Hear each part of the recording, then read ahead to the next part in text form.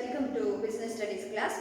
We were discussing about directing, and in that chapter, as I said, we have seen what are the features and importance of directing. Then we move towards the elements of directing, and in that elements, the first element was supervision, that we already discussed what are the importance of supervision, why supervision is necessary in an organization. Then we move towards the motivation. And in motivation also we have seen the importance of motivation, and there we have seen one very important theory called Maslow's need hierarchical theory in the previous class. Now today in that motivation section itself we have the topic called financial and non-financial incentives. How it is linked with motivation, because these incentives are one of the measures. These are the measures in order to improve the performance of the employees. How we can improve the performance of the employees? Through incentives. See, if we offer variety of incentives, it might be financial or it might be non-financial incentives. What happens? They get motivated and they will try to put their best effort so that we can improve the performance of the organization. So as I said, we can see here two incentives. We can divide it under two heads. That is financial incentives and non-financial incentives. Firstly, we will discuss about what are the financial incentives. Financial incentives are, what do you mean by incentives? Incentives are nothing but in addition to the basic payment. Basic payment we get in the form of salary and wages. In addition to that, if we get any other additional benefits, that we call it as incentives. So sometimes that incentives will be in the form of money, sometimes it will not be in the form of money, it will not be monetary incentives. So financial incentives are those incentives which we get in the form of money, means monetary incentives. Why it is very important? We know that money is very important because it satisfies our physical needs and it gives one position, it gives particular position to that person. It gives particular position to that person, and also it gives some of the powers if we have money. So we can satisfy our variety of physical needs through money, that is nothing but monetary incentives. So under monetary incentives, which are those monetary incentives in an organization an employee can get? Then if we go through, first one, pay and allowances. Pay and allowances. What is that pay and allowances? We know that we get salary or wages. The workers will get wages and employees will get salary.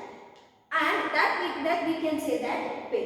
And what is that allowances? Now initially when we join any of the organization, we get as a basic salary. One basic salary will be there. For example, it is 20,000. And year by year, that salary, then we may get some kind of increment.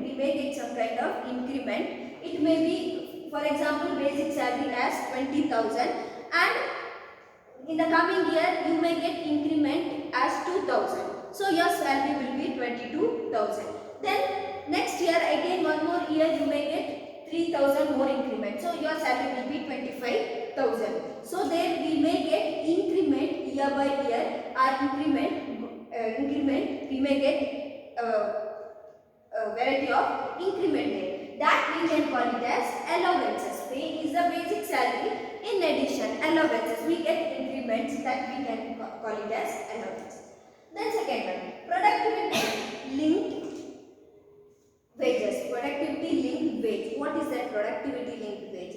In some of the organization, their wage means salary, it's based on what they produce. For example, a particular person produces 125 units of any of the item. Person A.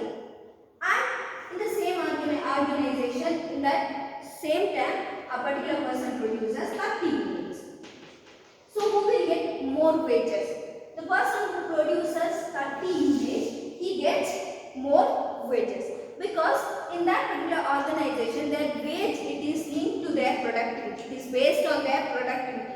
Who produces more number of units, he gets more wages, and who produces less number of units, he gets less wages. So it's according to their productivity. According to their productivity, they get their wages. Such kind of wage system or incentive system, we call it as productivity linked wage incentives.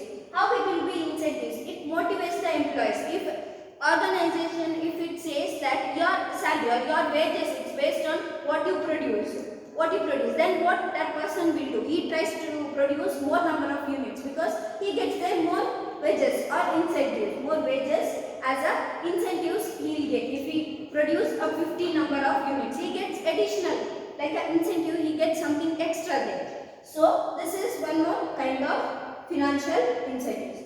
Then bonus. Bonus, it is nothing but more and above the salary what do we get. It might be in some organization during festivals, during Deepavali seasons you will get a bonus, or during Navratri you will get bonus. As I said, this usually we get once in a year, and more and above the salary, it will be in the form of cash. It will be in the form of cash. What do we get from our organizational in a particular season or during festivals seasons, more and above the salary? That is bonus. And this particular term we use, cash, usually we use that we get bonus. So it's a common to all. Then profit sharing. In some organization, what they do? They will inform their or they will tell to their employees whatever profit that particular organization will get, that it's going to the some part of profit, not overall profit, some part of profit it's going to distribute among the employees. So what employees will think? Yes, if we work more and more, or if we work efficiently, we can bring more profit to our organization. If our organization, if it gets more profit, what happens? We get share in that. We get share in that. So this is one of the financial incentives. What happens here? Organization, it distributes a part of profit among the employees. So in this case, employees, they get motivated and they work more efficiently in order to bring more profit to the organization. Then co-partnership. Co-partnership is nothing but, co-partnership means they say that in an organization partnership, they say that employees also they get some of the partnership in that particular organization. Here also what happens in the sense, here employees they get motivated, that they think that we are also included as a partner in that particular organization, so that we call it as co-partnership. Then retirement benefit. There are variety of retirement benefit. It might be a PF. PF is nothing but provident fund, or it might be pension plans, or it might be gratuity. It might be gratuity. See, PF will be, it is one of the benefits given to the employees. What happens in case of PF? What monthly salary a particular employee used to get, from that some deduction they will do from the organization. It might be out of, for example, particular person is getting 20,000, and out of that 20,000, 2,000 will go as a PF fund every month, and some other amount will be added by the management side. So when he gets retired, he gets some amount as a PF. When a person gets retired, he gets some amount as a PF, and this PF amount partly is deducted from their salary. Some part of their salary is deducted, and it is included in the PF fund. That we call it as provident fund. Then pension plans. If it's a government organization, they get, or bank employee, they get pensions after their retirement. What salary they used to get, and half of their salary they get in the form of pension after their retirement. But this facilities, it will be there usually in the government undertakings, not in case of private undertakings. And gratuity. What is that gratuity?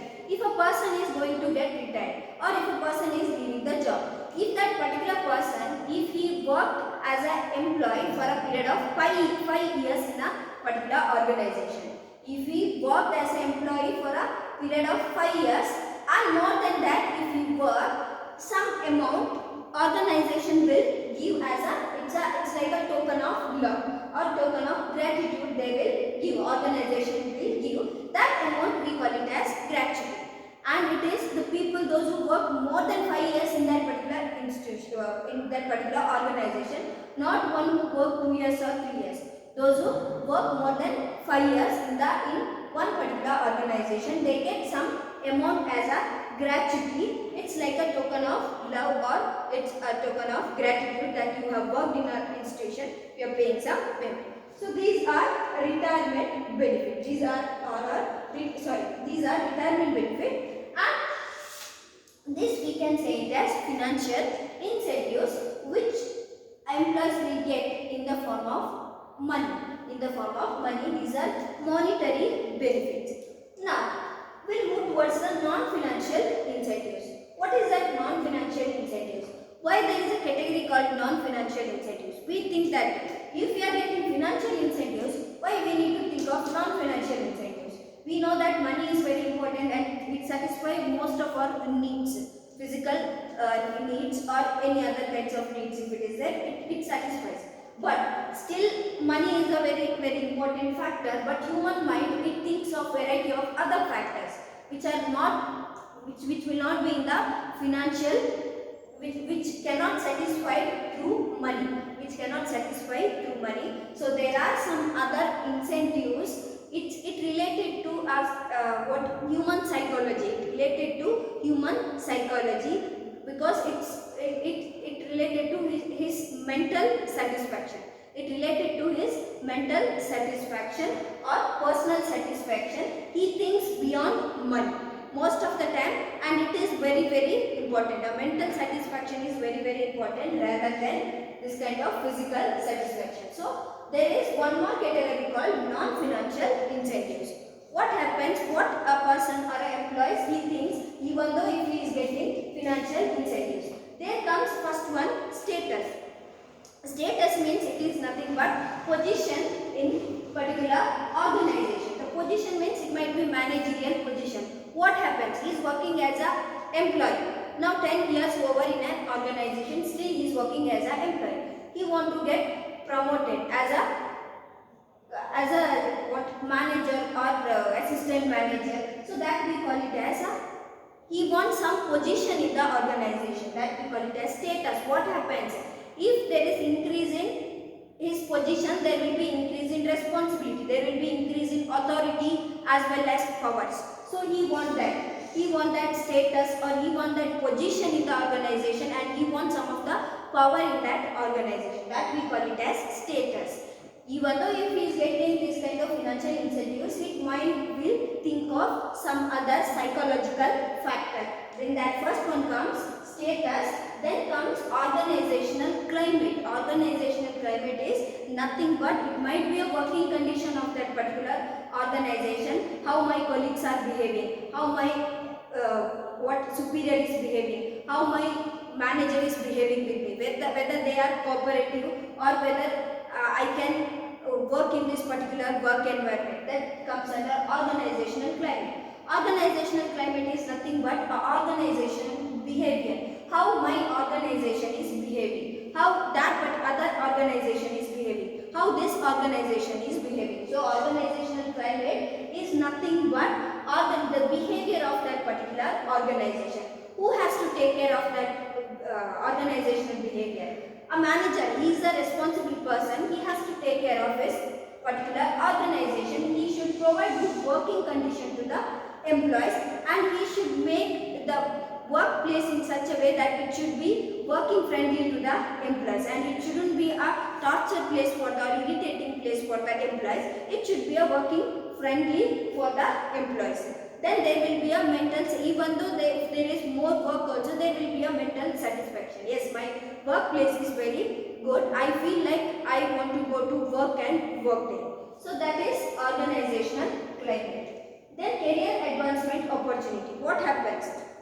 If you are working one particular organization, means there we need to get variety of opportunities. Means we need to get such kind of opportunity where we can improve ourselves, where we can go to higher position in our career. Our manager or my organization where I am working, it should not stop me from career advancement opportunity. It should not stop me from career advancement opportunity. Rather, it should provide me some of the opportunity where I can build my career in a better way. Such kind of career advancement opportunity or organization should provide to his each and every employees.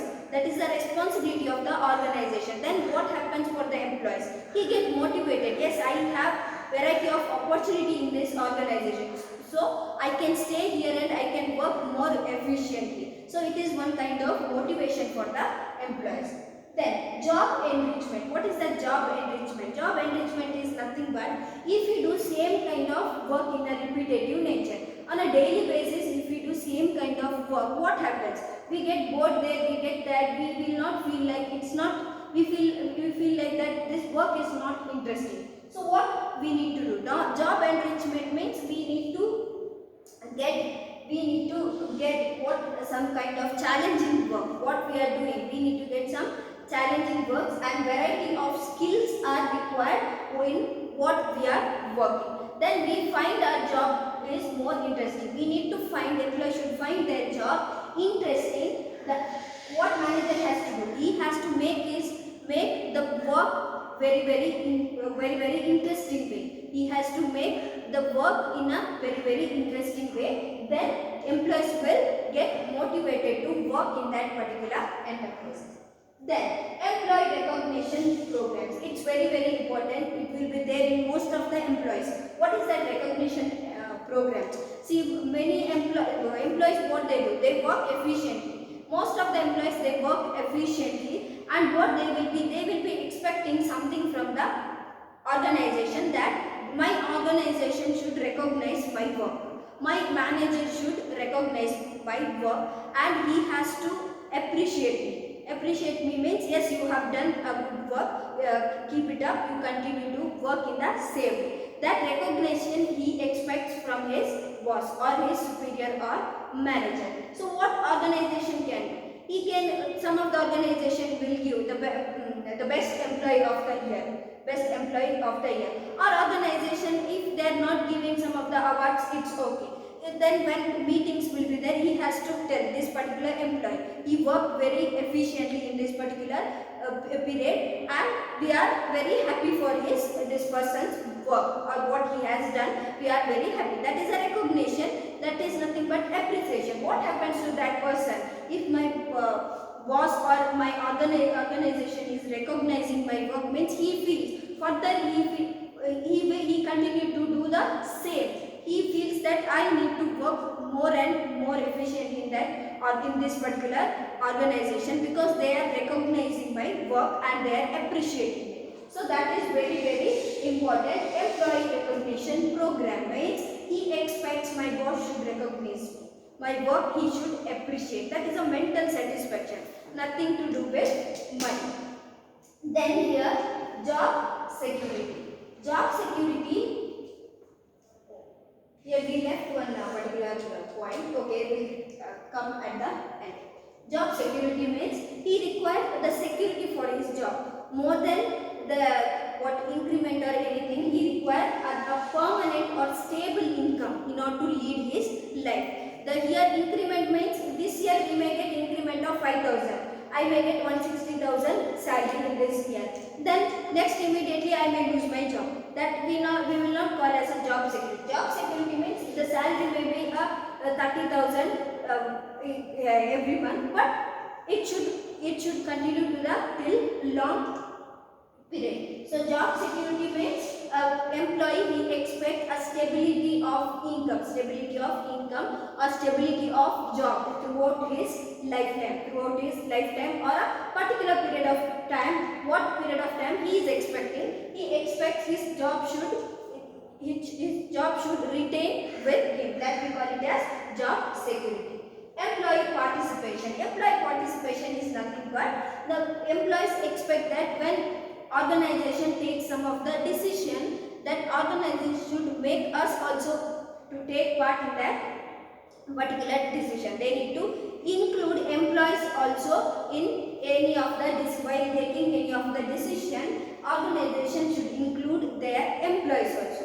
What will come to employees' mind? They will think, yes, we are also, our opinions also very important in this particular organization. They are recognizing our what opinions also in this particular organization. So we are very important. That we call it as employee participation. Employee empowerment. What is empowerment? Empowerment means giving more powers to the subordinates. Giving more powers to the subordinates. It might be in the form of authority or it might be in the form of responsibility. Some of the powers more than what they are actually having. What happens if we get all these all things? If we get these all incentives, they will get motivated. They will get motivated and they feel like they need to work more efficiently in this particular organization. What did I say? I left one particular point called perquisites. What is that perquisites? We are discussing. Once again we came towards financial incentives. One top point I left, that is perquisites. These are nothing but we call it as fringe benefits. What is that fringe benefits? What is that fringe benefits? Fringe benefits are the benefits other than what we are getting here. This is also will be it will be measured in money only, but we are not getting in the form of cash or money. It might be a medical facility. A person might be expecting a medical facility or housing facility or educational facilities.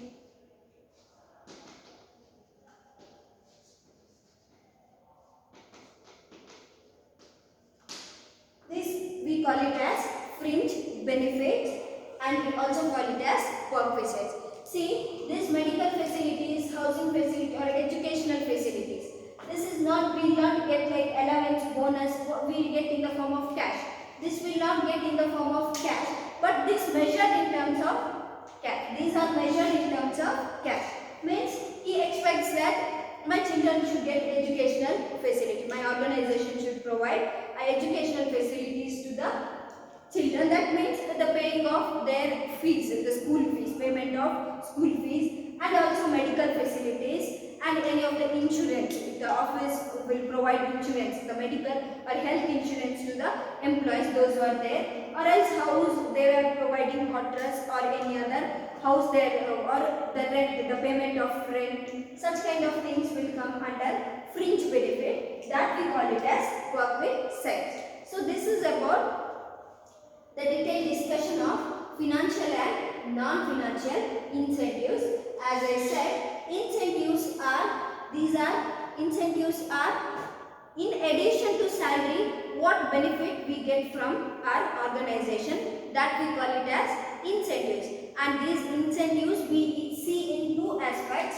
One under financial incentives and one more non-financial incentives. And in case of financial incentives, we can see pay and allowances, productivity linked wage incentives, bonus, profit sharing, co-partnership, retirement benefit, and last one perquisites. And if we come towards non-financial incentives, there we have seen a status, organizational climate, career advancement opportunity, job enrichment, employee recognition programs, job security, employee participation and employee empowerment. Now, with this topic, we can end with the one more element, that is motivation. We ended with the element called motivation. There are, as I said, there are four elements of directing. The first one comes supervision, and we are in second one, that is motivation, and further two more elements are there, that is leadership, and then comes the communication, leadership and communication, and those two elements we'll discuss further. So please go through the factors, that is financial and non-financial incentives.